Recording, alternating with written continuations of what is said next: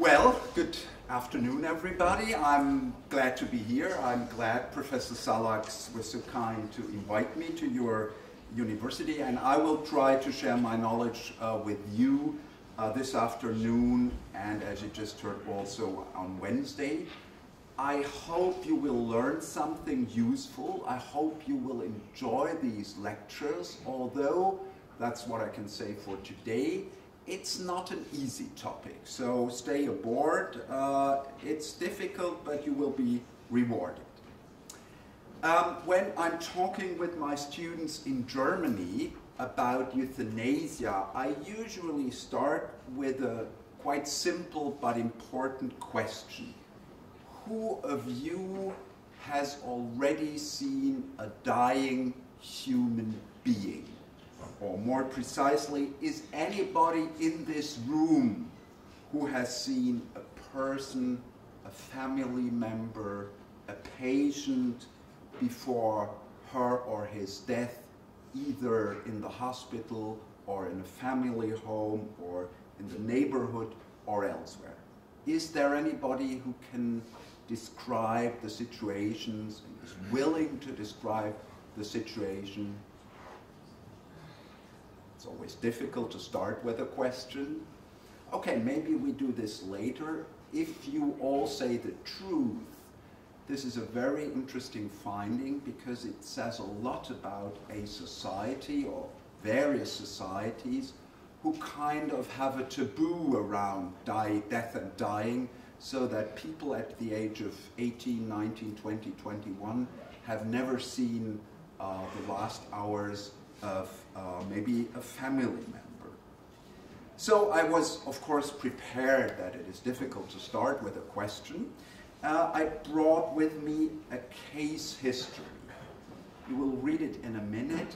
Case histories are always very, very useful in discussing medical ethics because these case histories very clearly demonstrate the moral issues which are at stake.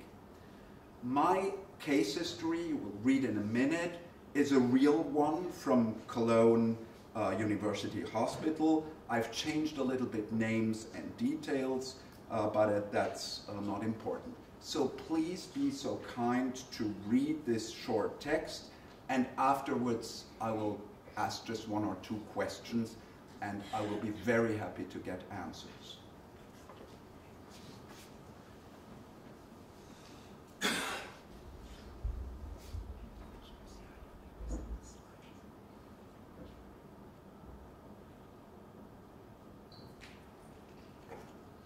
Did you understand everything?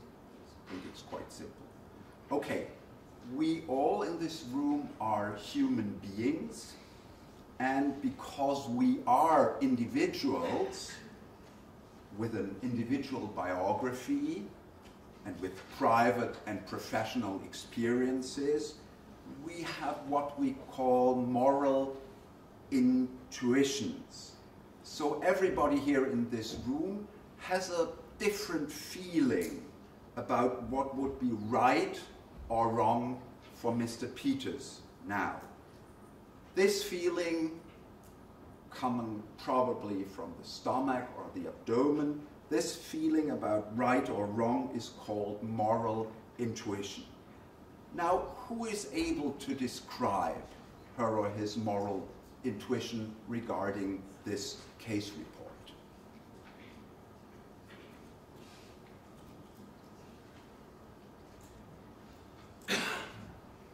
Yes, please. It's always the girls who are less shy. Go ahead. Okay, my moral intuition would be to do what he wants me to do.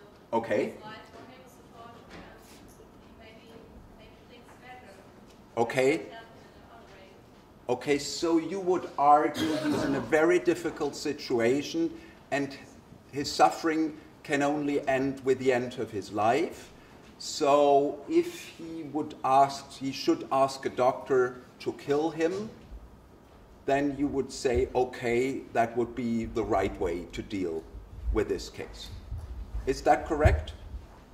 Yes, but I know that I can't do it. No, that's different things. I'm not saying that you have to do it. We'll come to this point later on. But there should be somebody to help him, either to give him a remedy so that he can do it by himself, or really a doctor who is doing what we say that is killing on demand, voluntary euthanasia. So this is one opinion, but everybody here has moral intuitions. Who has probably the same idea or who has a different idea? Yeah? Can you speak a little bit louder? And I also would agree that probably it feels right to do this paper, not let Yeah. Okay. So you're right next to your colleague. Yes, please? I would say you could use remedy to the extent of taking pain. Yes. Just elaborate on the painkillers. And are you arguing probably if there is an alleviation of the suffering, then probably this wish to be killed will go away? That would be kind of the idea you do have. Okay. Many people have this idea, and as you will hear very soon, there are big studies that one of the major issues for patients like Mr. Peters is not dying, but pain and sometimes loneliness. But if they knew that there is a potent painkiller, they have much less fear and anxiety about dying. Probably a last opinion about this case report. Someone who has a very different meaning or other ideas. Okay, so we stop here. Thank you very much.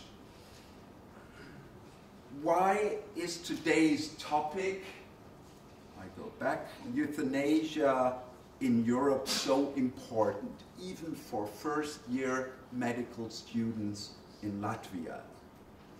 It is so important because it is a perfect example for a very controversial public debate with completely different results in various European countries. So you were split up in your opinions, but also the European community, so to speak, is split up.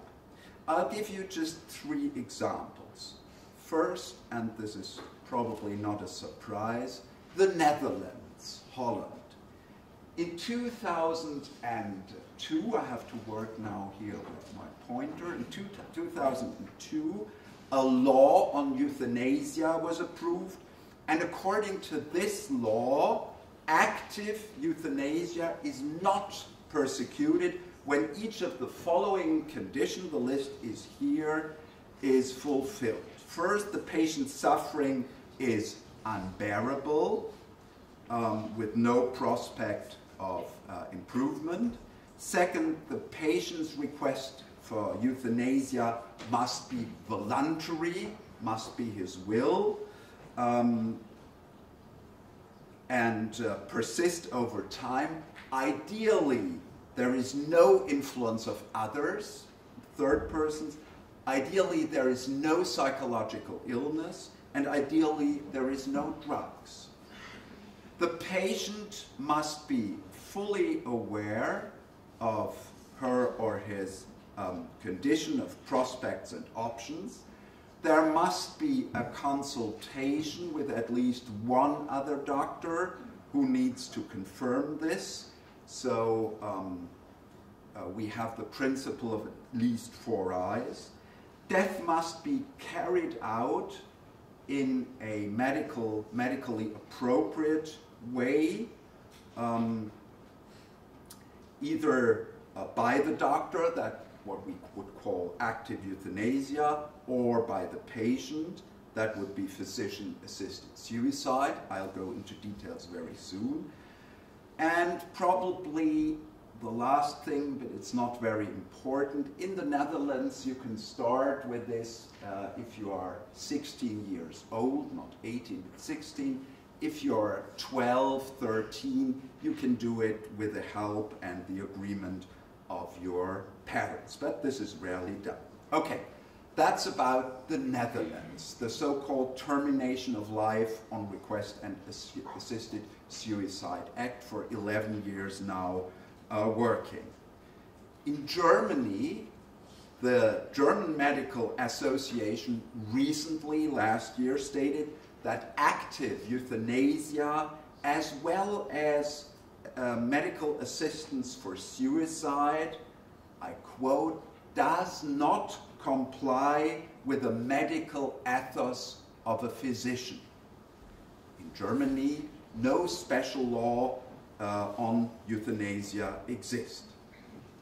My third and last example is Switzerland, where the situation is different again.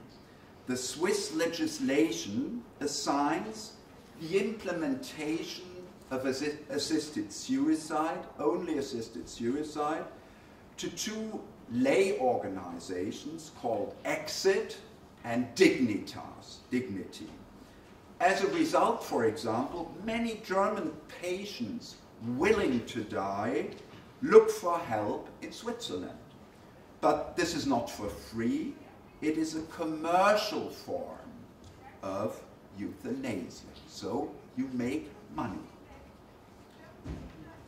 This brief survey may be sufficient as an introduction. I look forward, if you like, to touch on the situation in Latvia later in the discussion section. I already mentioned various ethical terms without any explanation. For example, active euthanasia and assisted suicide. Let's be more specific now. In respect to so-called end-of-life decisions, there are always 5 options for acting. These 5 options are as follows. By number 1, terminal care, we understand assistance by doctors and nurses, of course, including treatment of pain, including palliative measures, and first and foremost, human affection and human compassion.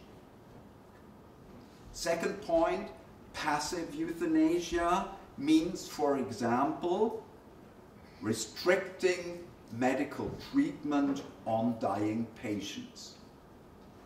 Please note, even such passive euthanasia requires, in some cases, acting. For instance, when I worked on the emergency unit of a neurological department, sometimes when patients were brain dead, I had to disconnect the respirator or to switch off the respirator. That was aimed at shortening the treatment. We had a protocol of brain death. In theory, this was number 2, passive euthanasia. However, I, as the acting physician, had the feeling and went home with this feeling that it was a very active act to switch off the respirator. So we'll talk about the problems of terminology later. 3, active euthanasia is kind of the opposite. This implicates the killing of the patient by the physician after explicit request of the patient. In order to underline the prevailing will of the patient, one calls this option also voluntary euthanasia. Voluntary euthanasia. Number 4, we speak of assisted suicide when the patient is provided with lethal medicine, barbiturates for example, enabling him to commit suicide. And there is even a 5th category, indirect euthanasia. In this case, and it's a very frequent case in Germany, for example, in this case, one approves a possible life-shortening effect of therapy. For example, it is possible to sedate the patient in a way that this sedation provokes a paralysis of his respiration center and subsequent death. Thus, indirect euthanasia means the patient's death as an unintended consequence of a treatment initiated to alleviate pain. Have a look on these tables, on these list options 1 to 5 again. This is the current classification in many European countries. But this classification generated criticism on the part of ethicists and lawmakers. They criticized the different meanings of the term euthanasia in number 2, 3, and 5, and of the attributes passive, active, and indirect. Both aspects, they argue, would blur the ethical and juridical assessment of the respective act. Summing up with criticism, and this is very modern, very new now, we can say that there are basically only two main forms of euthanasia. That of allowing to die on the one hand, and that of killing, respectively assisted self-killing on the other hand. In the former one, allowing to die, one lets things their natural course. This is options 1 and 2. In the latter case, the action is separated from the course of the disease. A physician or another third person anticipates the natural death. This is options 3 and 4 in this list. These options 3 and 4, again, active euthanasia and assisted suicide, is the more controversial and thus ethically more interesting topic. It's always, the things we debate and we have different opinions. This is intellectually more interesting. So therefore, in this lecture, I will mainly deal with these options 3 and 4.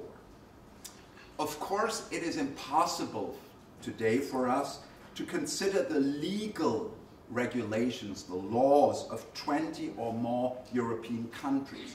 And fortunately, this is not necessary. Instead, I want to familiarize you with the ethical debate in Europe, including its various perspectives and conflicting interests. Against this background, I will try to draw an objective and balanced picture of arguments and counter-arguments. My basic intention is to make the various perspectives understandable for you, 2 perspectives you have already heard. And I will try to make this understandable for you even if you will not agree with some of the arguments you hear. In fact, we are touching here on 2 crucial ideas in medical ethics. First, the debate must be well-informed, serious, and honest. And second, contrary opinions and viewpoints are to be respected. This is a little bit different from what you hear in chemistry, in anatomy. There's only one opinion or one truth. You have to learn this full stop. In medical ethics, it's different. You have various opinions, various arguments. The issue of active euthanasia is just perfectly suited to rehearse this way of thinking, to train it, and to gain practice. Furthermore, in the following about 30 minutes, pros and cons will be faced alternately, a little bit like Socrates when he was teaching his pupils. To begin with, clarity can be reached in this discussion by distinguishing between 3 lines of arguments. Reference to basic arguments is made to show that euthanasia is either a moral obligation, that was the first opinion, or to demonstrate that euthanasia cannot be permitted on moral grounds. Basic arguments are touching on fundamental ethical principles, but there is no reference to future consequences or what happened in the past. Historical arguments, second point, serve to draw parallels to similar actions from the nearer or the more remote past. And finally, pragmatic arguments help to demonstrate potential consequences in the case of permission or in the case of non-permission of euthanasia. My lecture, again, is intended to make you aware of how these three strands of arguments differ in status and acceptance, and how the debate gains transparency by treating each separately. Sometimes it might be a little tedious, as I said before, but please stay on board. You will be rewarded by learning a lot. Okay, let's begin with basic arguments for permission pro-euthanasia. Two main arguments are generally put forward to justify this opinion. The first one reads as follows. The free decision of a well-informed patient has to be respected at any time. This is the so-called autonomy argument, referring to autonomy as one of the basic principles of medical ethics. From this right to self-determination results the freedom to reject any treatment or to stop any treatment. And from this freedom of choice also results the liberty to determine one's own way of dying as well as its point in time.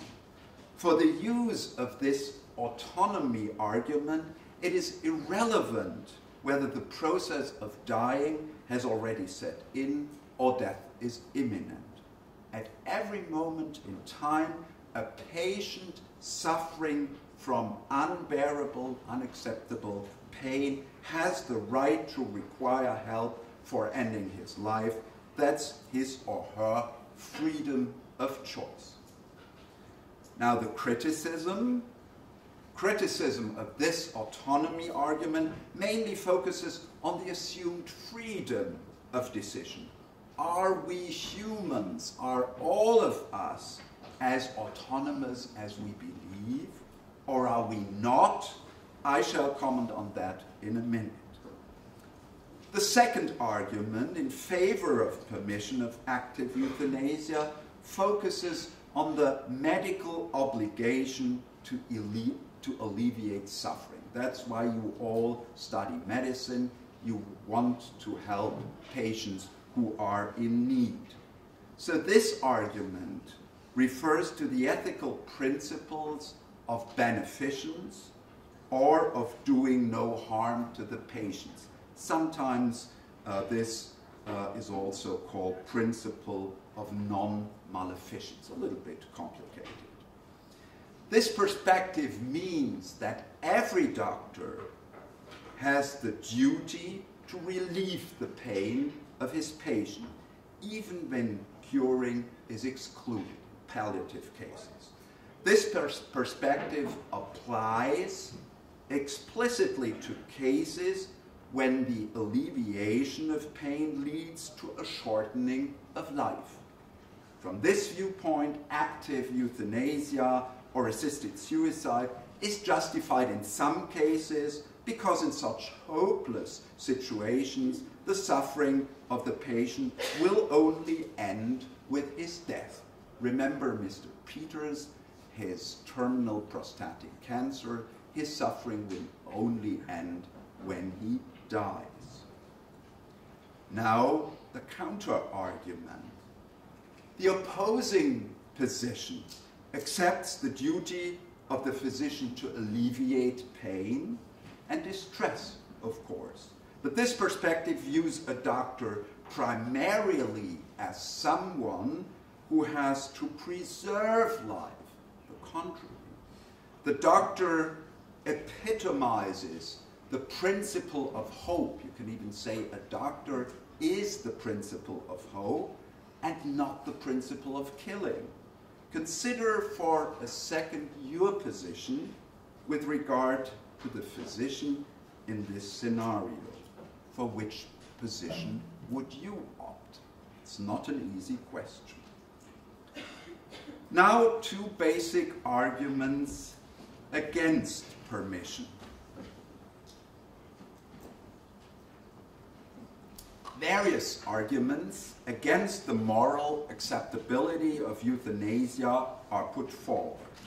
First, the protection or conservation of life. According to this argument, the biological life, our biological life, is for every individual the essence of his existence and the precondition for all the rest. This unparalleled value of human life, also defined in some cases as dignity, supersedes every other value. This dignity establishes an absolute right to live for every human and thus is outside the scope of any assessment whatsoever. Furthermore, this right to live outweighs the right to kill a human being, whatever reasons may be advanced. The opponents of this position argue that life has a high but not an absolute value. For that reason, one's own life too is not at all untouchable, because nobody can be forced to live. When a patient, after thorough reflection, decides against life and in favor of active euthanasia, he has morally the right to do so by virtue of his autonomy. Assisted suicide is only an extension of this freedom to situations in which the individual is not able to commit suicide without the help of a third person. Imagine a motor bicycle driver with a serious problem in the neck, so he can't move his 4 limbs, so he cannot commit suicide by drinking something, because he cannot move his muscles. Okay, second argument, contra euthanasia. In contrast to the advocates of euthanasia, their opponents argue that only a little minority of people might be able to take a completely free and totally autonomous decision in life-threatening situations. Severely ill patients in particular appear to be restricted in many ways, from inside by mental derangements like depression or fear, anxiety, from outside by fellow human beings and social trends. Such interferences unmask the allegedly free decision to die as pure fiction. The advocates of euthanasia would reply, evidently not all the patients are capable of taking a self-determined and free decision. Exactly for that reason, in many cases, assisted suicide or active euthanasia is not performed after a thorough examination. But the desires of a mentally competent patient are to be respected without exception. A third basic counter-argument aims at the professional role of the physician. Even if the patient really wants to be killed, like Mr. Peters in our case history, the physician is not entitled to comply with this wish because the act of killing is not consistent with her or his professional self-conception, so his project or her project to be a doctor. The critical answer to this argument reads as follows. We are living in modern times. The social situation has radically changed, and modern times demand a radically revised self-image of physicians, of you as future physicians. Moreover, the option for active euthanasia adds an instrument to the key medical maxim, which is still to relieve suffering. This additional instrument, euthanasia, allows doctors to help in even hopeless situations. Are you still aboard? This was the toughest part of the whole thing. Okay, let me proceed to some provisional conclusion. On the level of basic arguments, a first decision has to be taken. Is the autonomy of our patient more important, of Mr. Peters in this example, or has a general protection of human life a higher priority? Ultimately, the moral preference depends on diverging worldviews, Weltanschauungen in German, and diverging views of how man's role in this world is characterized. Different Menschenbilder. I have to try to make this visible, to illustrate this by virtue of a pending scale here. In the middle, whoops, excuse me, in the middle you have the best interest of the patient. Here you have protection of life. Here you have the principle of autonomy. And now you have pending scales. The proponents of euthanasia would argue that autonomy is more important, and so the patient's interests in form of a blue ball keep rolling. This way, the opponents think that protection of life is more important, and so the ball is rolling that way. And now you can go on playing with this, and that gives you quite an interesting idea of where we are. As I said before, these worldviews can be clarified by ethical analysis. That's exactly what I have tried during the last minutes. However, it is left to the moral responsibility of every individual here, or the moral responsibility of a professional group, let's say the physicians, which view of man they take as the basis for their decision. In a pluralistic society with various divergent views, a we, in a sense of a harmonious consensus or in sense of a conviction that is shared by everyone, is no longer possible. Let's cast a quick glance at the historical arguments. Frequently in the European debate, two historical facts are addressed. The Hippocratic Oath, that's what you might have expected, and the patient killings perpetrated by the Nazi regime. Adversaries of euthanasia like to invoke the Hippocratic Oath.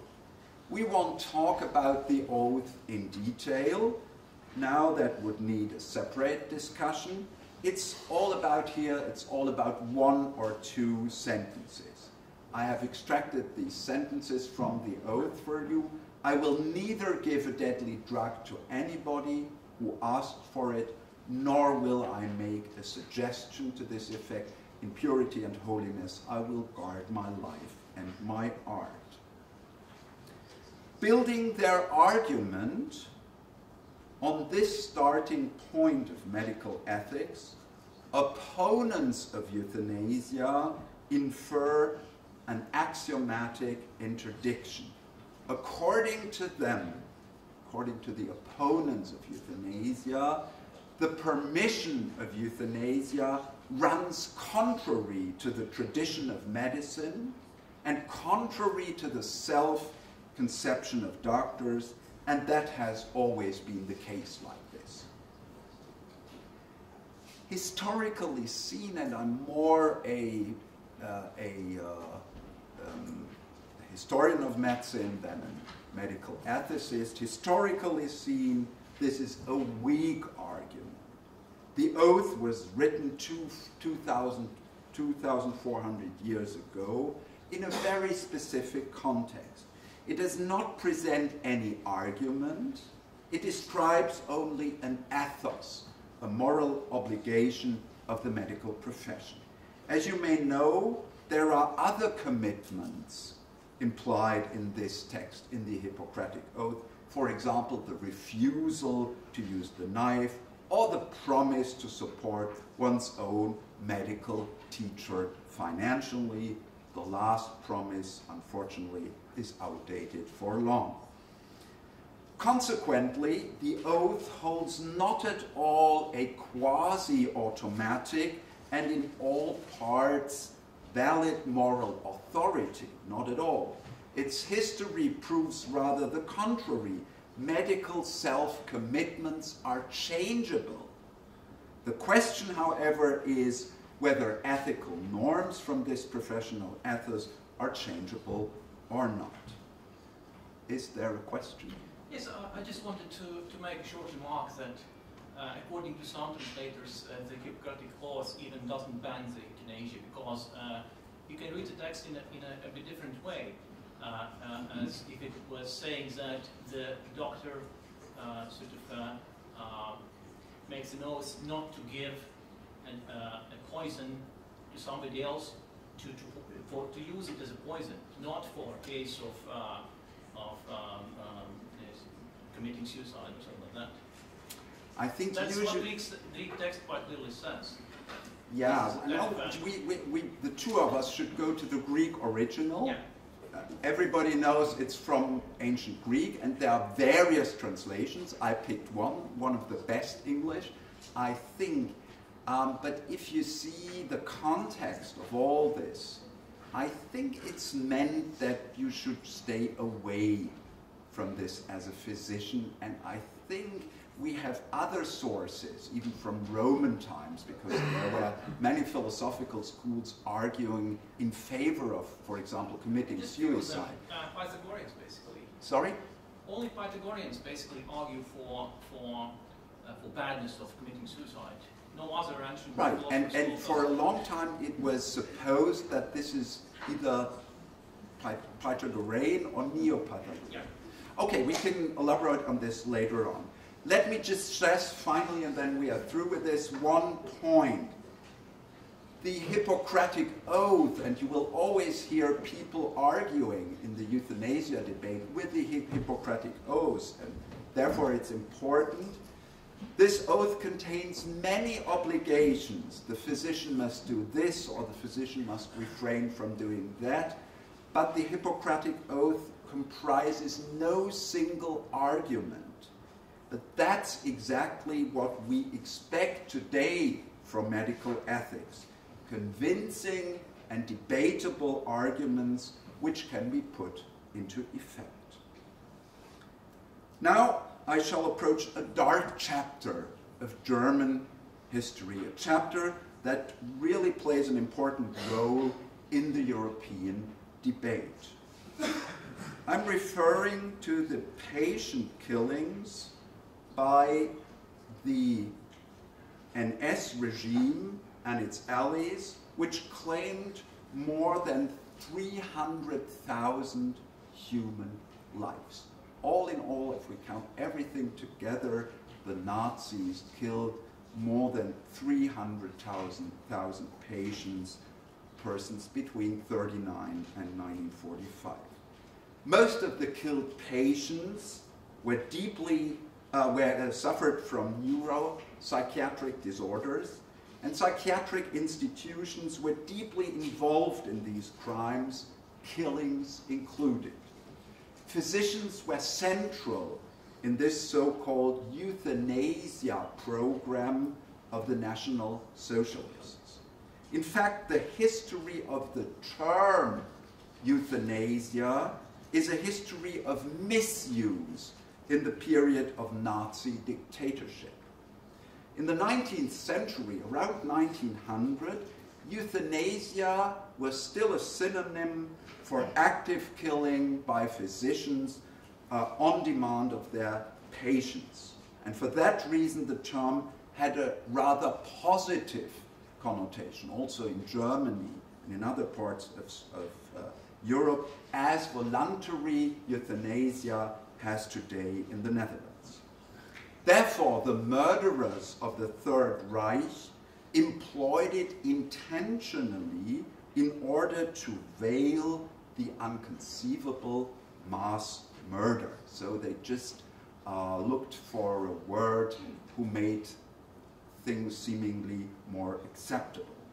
On the grounds of this historical poisoning of the term euthanasia, it's understandable that the employment of this term, especially in the German debate on euthanasia, provokes an emotional defense attitude. Nevertheless, 70 years later, it must be allowed to examine the scientific legitimacy of this historical argument. A closer look reveals at least one important difference to the present time. The euthanasia program of the Nazis did not at all open the floodgates, so to speak, step by step, leading directly from voluntary euthanasia to the killing of the so-called worthless lives. The deliberate killings of the Nazis were part of the NS extermination or annihilation ideology. It was part of a special political program to get rid of these psychiatric patients. In other words, and to make it short, the present debate on euthanasia in Europe has very little or nothing to do with the Nazi ideology. Comparing the evolution of euthanasia in the Netherlands today with Nazi practice 70 years ago would be totally misleading. Okay, we are more than 2/3 through. I shall tackle now the third and last group of arguments for or against euthanasia, arguments that are of a completely different nature because they are now located on the pragmatic line. We now turn to possible consequences which the permission or a permanent interdiction of euthanasia measures would generate. Now the focus will be on the look ahead, the future. It is primarily the adversaries of liberalization who fear such consequences, and thus the debate will be charged with pragmatic counter-arguments.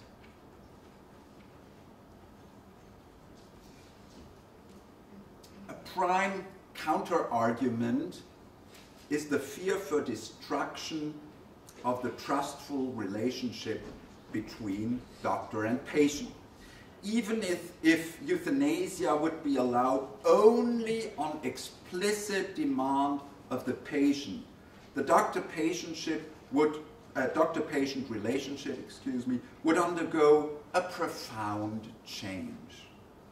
Thus reads one of the key arguments. Terminally ill patients might fear that their physician would once and again depart from his highest maxim of acting, that is to sustain life, and instead consider killing them, the patients. For the patient, despite all guarantees, the fundamental trust in his doctor would be questioned. For the physician, too, the acceptance of killing measures would constitute a heavy burden for his professional self-esteem. In individual cases, he could be willing to carry out either active euthanasia or assisted suicide, but these actions would expose him or her to a moral conflict in respect to his curing mission. Here's the rejoinder. The needs of physicians and patients are as different as physicians and patients are, and that is really true. A common ideal of a trustful physician-patient relationship shared by everyone does no longer exist, and for that reason, patients in a hopeless situation might develop a particular stable relationship with a physician offering help for ending their lives. A specific and stable relationship with a doctor who kills them. Besides all this, it is left to the individual patient to choose a doctor who doesn't implement this kind of euthanasia. And to date, coming back to your first point, to date in every European country that has legalized euthanasia, a physician is free to perform or to refuse euthanasia. So it's no pressure on the physicians. Even if you just have begun to study medicine, I would like to ask you whether you would personally be disposed to perform such killing when your patient would be in a hopeless situation, like Mr. Peters from the beginning.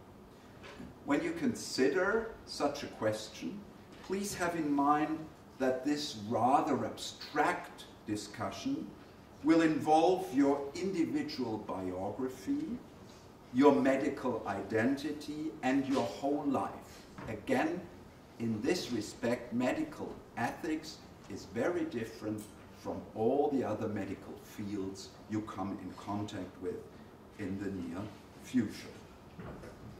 Further pragmatic arguments against permitting euthanasia concern the consequences for society as a whole and for the situation of patients in general.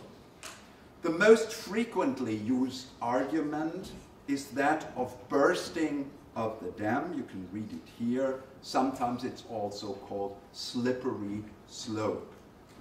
A partial lifting, that's the essence of the argument, a partial lifting of the interdiction to kill could engender an increasing acceptability of killing in other fields. Initially, assistance in dying would be restricted, let's say, to competent patients. However, in real life, as we as physicians know, there are patients in not exactly these situations, but in similar situations, who are not able to take a really free decision. It is to be feared that the goal of relieving suffering will be pursued also on these patients. Second clue, the killing by request would gradually turn into a killing without explicit demand and eventually into a killing by compassion, which is a non-voluntary euthanasia. A further sliding down the slope would occur when no longer the relief of suffering would motivate the killing. Other goals could be pursued. For instance, it is conceivable that in an euthanasia system where this is allowed, patients would be killed for economic reasons or because of the emotional pressure from their relatives. This killing under medical supervision would serve completely different interests. The originally postulated autonomy or self-determination of patients would turn into a form of heteronomy. Other people say what's best for you. One can summarize the essence of this argument in one sentence: the risk of an increase of killings justifies a total prohibition of this action at its very first stage. This is, for example, right now, the German position. The refutation of this burning of the dam argument stands and falls with its empirical verification. The controversial data from the Netherlands show two things. They practice this for more than 15 years now. A complete sliding down the slope has not occurred yet in the Netherlands. On the other hand, one observes a certain extension of the killings, for instance, to the group of the mentally ill, originally not taken into account. Doubtless, in the Netherlands, there are also cases of non-voluntary active euthanasia, but a precise figure is difficult to establish. Further pragmatic arguments refer to the situation of terminally ill patients in Western society. One of these arguments supposes that euthanasia and assisted suicide are legalized. Now an imminent horror scenario is created. Wouldn't chronically ill patients feel bound to accept that euthanasia is the best offer for them and for their relatives? Wouldn't society put an enormous pressure on these patients just because there is a legal and simple option to end one's life? In this scenario, the argumentation continues. The idea of a free decision would be perverted. Instead of freedom, you would have rather to expect a climate of fear and self-blaming. Certain patients have to justify their wish to go on living. These patients also have to explain why they are not opting for the less painful and also cheaper alternative. The final result could be a society governed by an atmosphere of inhumanity and by a new discussion concerning the so-called worthless life. No doubt that would be an unacceptable and dramatic side effect. Of course, advocates of euthanasia and of assisted suicide have an immediate objection. According to them, restrictive requirements to meet would take the pressure off the patients. The responsible doctor would have to make sure that the decision of the patient is really his own will and is not influenced from outside. In case of any doubt, the request of ending life would be denied. A very last argument focuses on the situation of the healthcare system and its services resources. Let's assume for a moment that active euthanasia is permitted. This could, it doesn't have to, but it could, imply a noticeable change in Western healthcare systems. Why should we spend a lot of money for palliative medicine and hospice work if there are more cost-effective solutions at hand? Are these expenses for palliative care justified in times of very limited funds? For patients, the freedom to decide between one's own death and further treatment would once again appear as pure fiction. To put it short, the right to die would be reversed to an obligation to die. The counter-argument here, however, is easy to find. In the end, politicians and lawmakers will decide whether the possibilities of euthanasia will be cut back, the resources, for example, of palliative medicine or hospices, or if they will not cut back these resources. Let me sum up this discussion along the pragmatic line. For most of the European countries, in this very moment, the anticipated negative consequences of institutionalized euthanasia are more than sufficient to stay away from this practice. For the moment, these countries are convinced that possible risks of a legalization of euthanasia and assisted suicide are not acceptable. So many European countries are on this side. The risk of abuse is too high and the risk of social pressure is too high. So that is the countries where the opponents of euthanasia have the majority. Other countries, the Netherlands, Belgium, and Luxembourg, for instance, have a different view or have expressed a different view, and they have passed euthanasia laws stipulating strict regulations. Okay, we are at the end. Here are my final conclusions. I've tried to identify 3 categories of arguments in the European debate on euthanasia. Basic arguments, historical arguments, and pragmatic arguments. I've presented the outline of these arguments, including critical rejoinders and remarks. What kind of conclusions can now be drawn?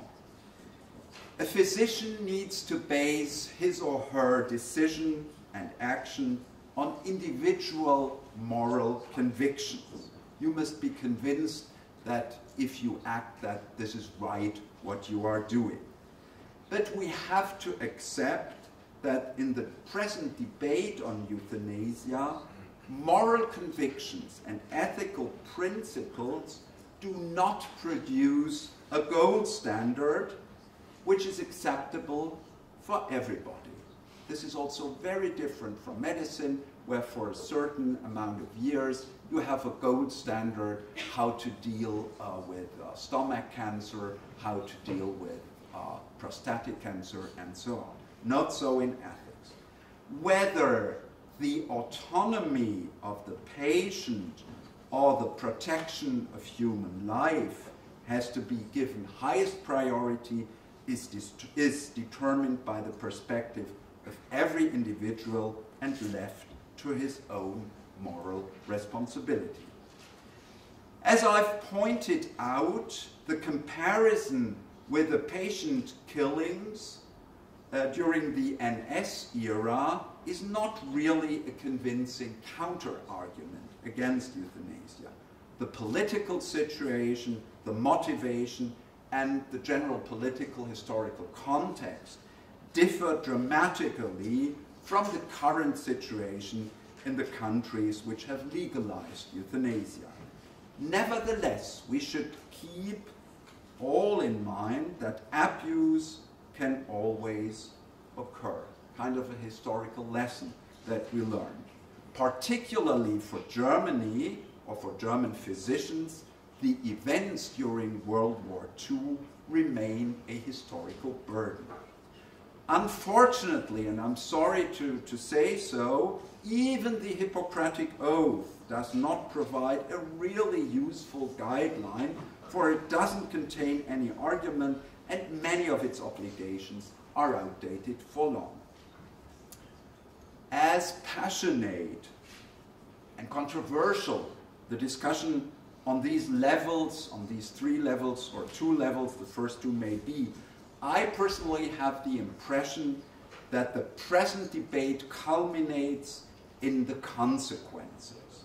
As mentioned above, in some countries, the disadvantage caused by non-acceptance of active euthanasia seems bigger than the disadvantage by acceptance. This is a typical sentence from ethical discussions.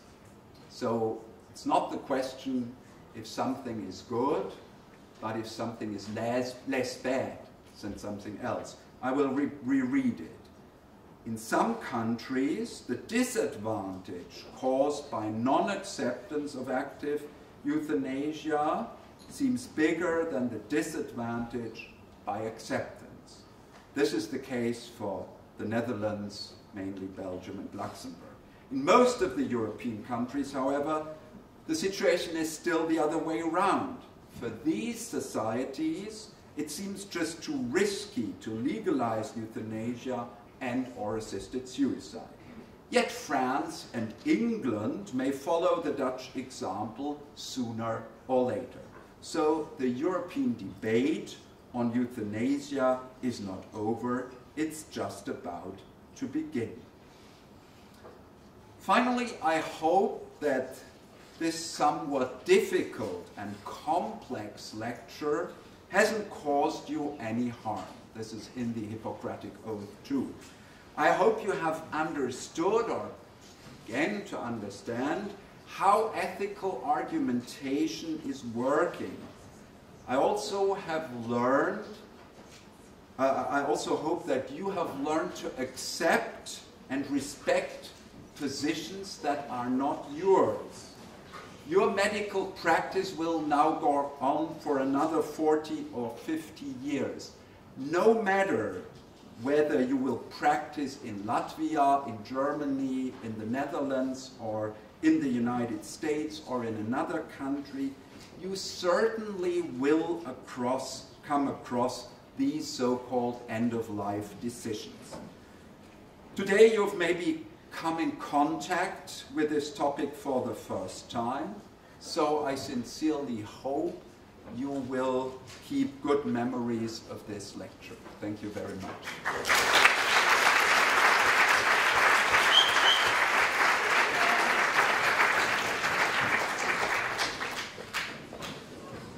Thank you very much, Professor Karenberg. Exemplary lecture, isn't it? A quite complicated topic. Probably it's one of the biggest dilemma in the medical ethics, and very advanced lecture for you. But I think we need to fly high already from the beginning and discuss the things. And so why I'm opening now the question part. If you have question, please ask. And we will continue as a discussion for a few minutes. Sorry that we have not made a break. Probably it was difficult. Any question? Have you understand the topic today? Please don't be shy. There are no silly questions. If you have a question, I'm sure 50% of the audience has the very same silly question.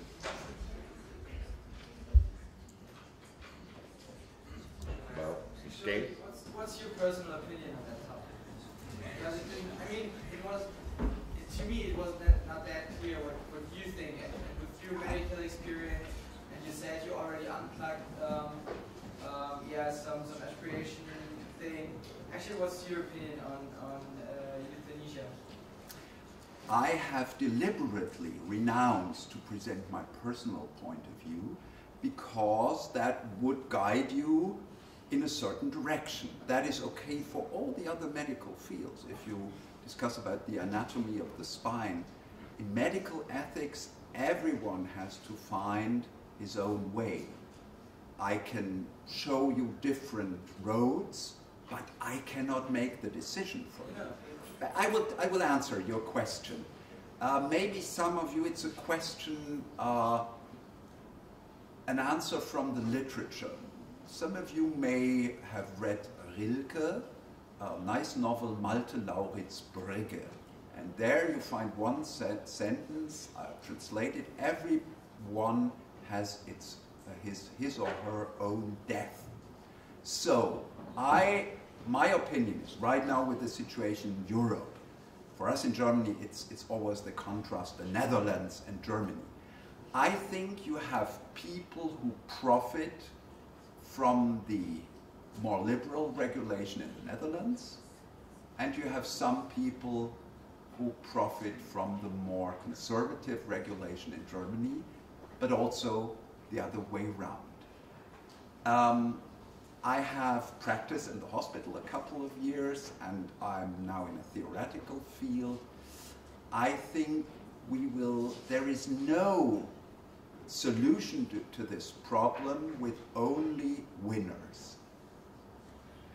We have some people now in the Netherlands who are killed against their will, and we have some people in Germany and many other European countries who have to go on for living against their will. I think it is a lot has to do with a personal biography.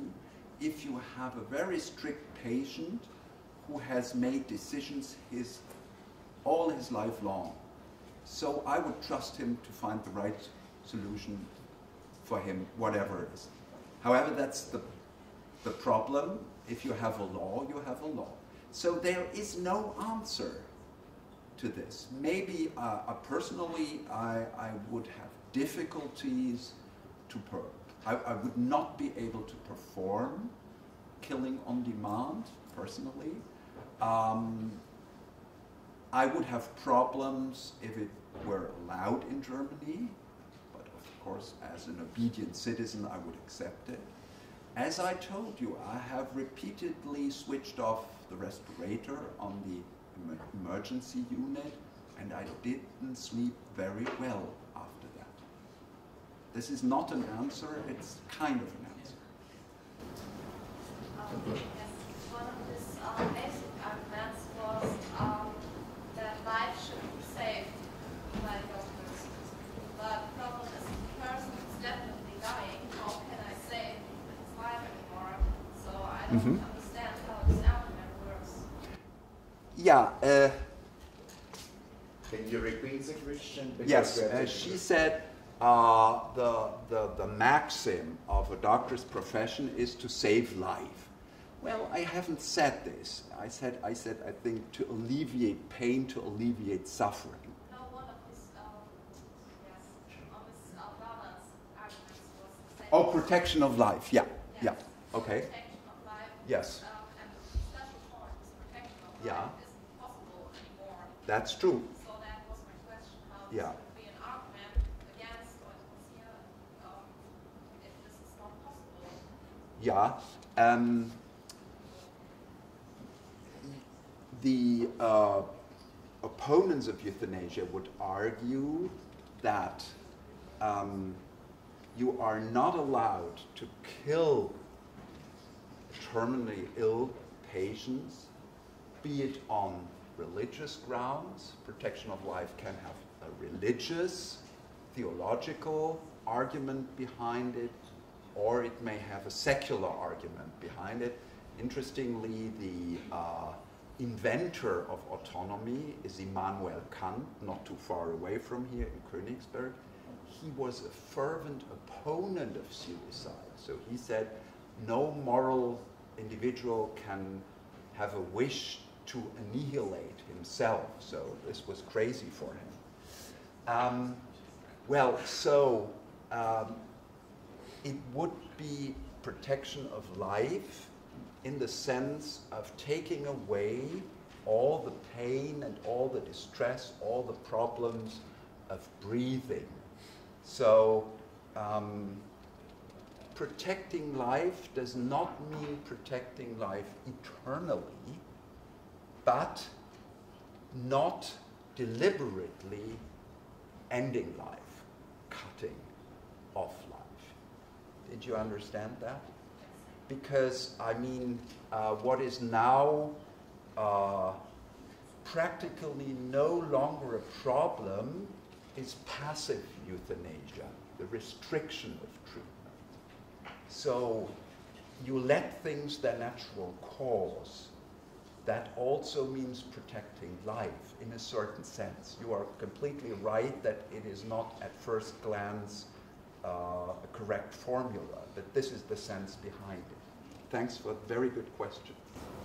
I know it's not the same, but if it's sometimes it's easy to understand the kind of topic if you have if you can compare with something.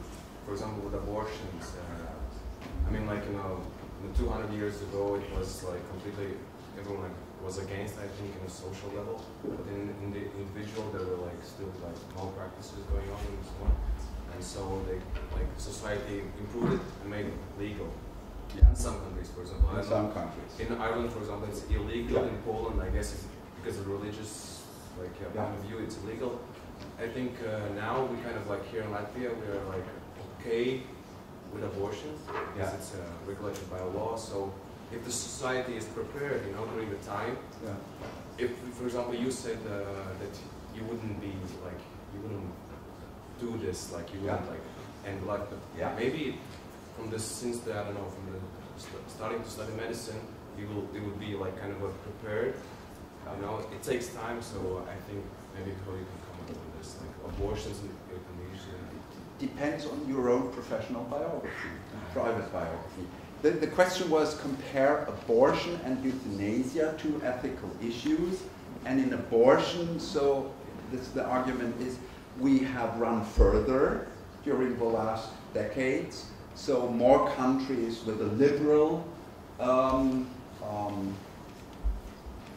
juridical regulation compare this to euthanasia.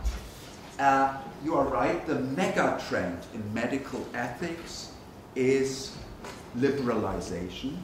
So autonomy is right now, the last 20, 30 years, the argument which has many philosophers, physicians, ethicists, priority number one.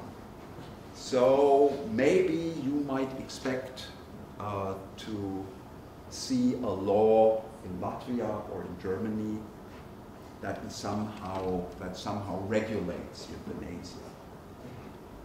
The comparison with abortion is difficult because in abortion you have two individuals, mother and child. Both have their own rights, and the basic legislation in many Western countries is in favor of the mother right now.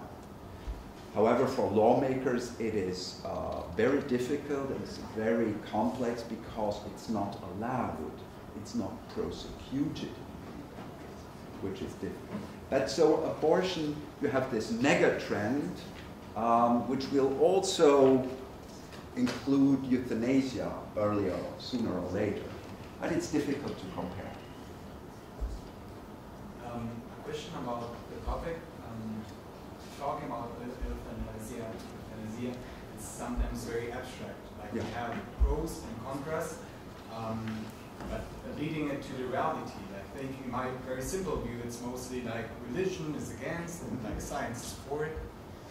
And are there any statistics of like what kind of people of ethical groups are for and against? And are there any laws coming, like on European level? Well, I said maybe France and Great Britain, this is what I expect, but we'll see. There are statistics. I did not bring in the statistics because this needs another 45 minutes. As I said before, the conservation of life is usually the argument which can take a religious perspective. But for the essence of the argument, it doesn't matter if you make it on religious grounds or secular grounds. So I didn't differentiate on this. And there are also scientists who do hard science who are on this side. So it's difficult. Usually you can say, and I read, the only thing which you can find about euthanasia in Latvia in the internet is a statement of the chaplains of a Lutheran Latvian church. There is no regulation, and they are, of course, against it. That's clear. I think every country will make his own decision in the near future. So I would not be surprised if Great Britain with the Anglican Church will find a solution, let's say in 5 to 10 years. France has a large Catholic population, this is now with the homosexual parents. This may be different. In Germany, I don't expect any kind of changements for the next 20 to 30 years. Now the statistics. They show, you have repeated polls, they show, if you do this every 3 to 5 years, that among the citizens, the acceptance grows and grows and grows. But very interestingly, there is one poll who has asked, okay, are you in favor of active euthanasia? Question 1. And do you wish it for yourself? And in question A, was accepted by 60%. So it's kind of a laissez-faire attitude. In case of myself, only 20% were pro-active euthanasia. That means I can have an opinion which is for the general public and a different opinion as far as I am concerned. There are polls about physicians, and in Germany and the US, the younger the physicians, the more they are in favor of at least physician-assisted suicide. What we may see in a couple of years is that legislation in some countries goes away from active euthanasia and instead turns to physician-assisted suicide, because then the patient is the last person who takes the pottage or the deadly pill. And so for lawyers and law people, he's the actor, the perpetrator, and not the physician. The problem of statistics and polls is a very difficult one because it really depends on the question you ask. In Germany, we have an institution who is in favor of hospices, and they do polls with 75% of citizens not accepting euthanasia. And if another society who is in favor makes a similar poll, we have 75% of the citizens in favor of euthanasia. So it really depends how the question, the question is phrased.